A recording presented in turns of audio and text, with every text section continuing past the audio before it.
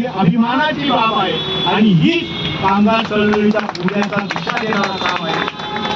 अनेक गोष्टी आहेत विस्तारामध्ये आपण निर्णय घेऊ त्यावेळेला या गोष्टी बोलू, पण ही जी सर्व शक्ती आहे ही शक्ती ज्या ज्या वेळेला सत्ताधाऱ्यांच्या विरुद्ध जाते त्यावेळेला काय होतं हे त्यांनी लोकसभेत बघितलं. त्यामुळे विषयाची परीक्षा त्यांनी घेऊ.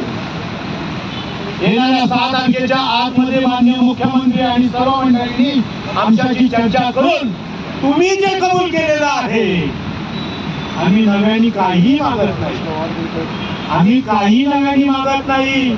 20 मार्च 2023 ला तुम्ही जे काही कबूल केलेलं आहे का आम्ही स्वच्छता निरीक्षकांना न्याय देऊ, आम्ही ग्रामपंचायती कामगारांना कायम करू, जे नगरपंचायतीमध्ये आले आम्ही जी काही देणी आहे ती देणी देऊ, 10-20ची वेतनश्रेणी देऊ.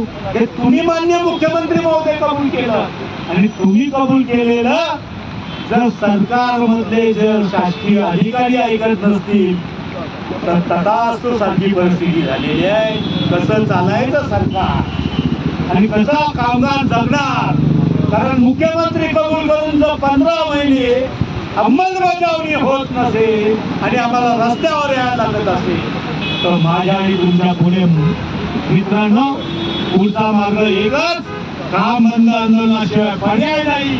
आणि काम बंद आंदोलनाकरता आपल्याला एक कटिबद्ध राहिलं पाहिजे, एकजुटीने आपल्याला त्याचा प्रचार आणि प्रसार केला पाहिजे आणि 6 तारखेला येणाऱ्या ऑगस्टच्या काम बंदसाठी एक वचनमूठ निर्माण करू. आदरणीय ठाकूर साहेब, संतोषजी पवार साहेब यांच्या मार्गदर्शनाखाली आपण विविध जिल्ह्यांमध्ये पुन्हा एकदा नव्या जोमानं काम करूया मित्रांनो. आणि जाताना तुम्हाला म्हणेन का उषा काळ होता होता काळ रात्र आली, अरे पुन्हा आयुष्याच्या पेठवा मशाली. त्या पद्धतीनं आपल्याला काम करावं लागेल कारण पनवेल महापालिकेचे कामगार आपल्या समोर उभे आहेत. विचारा त्यांना, पनवेल महापालिकेचे आमचे नेते आनंदबाजी उभे आहेत.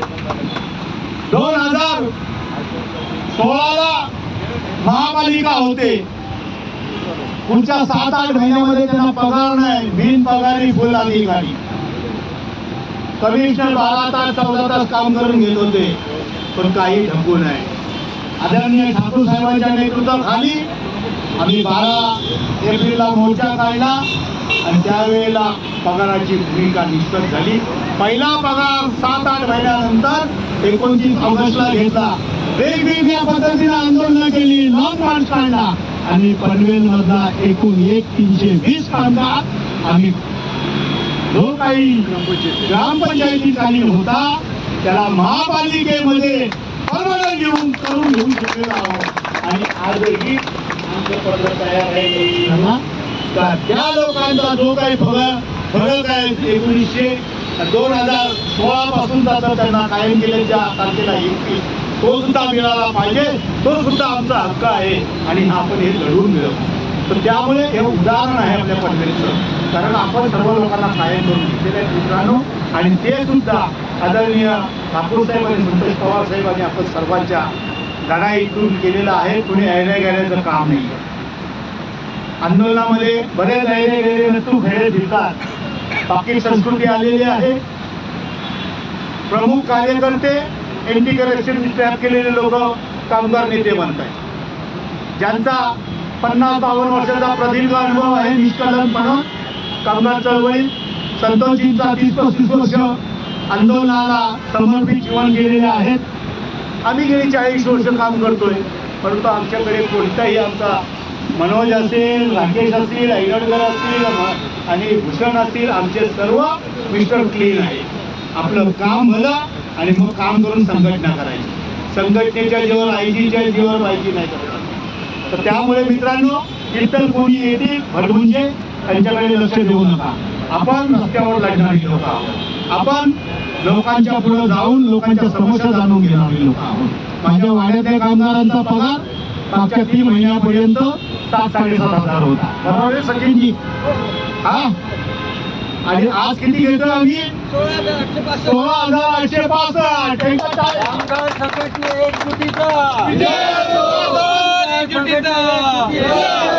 अरे कोण म्हणते देणार नाही, कोण म्हणते देणार नाही.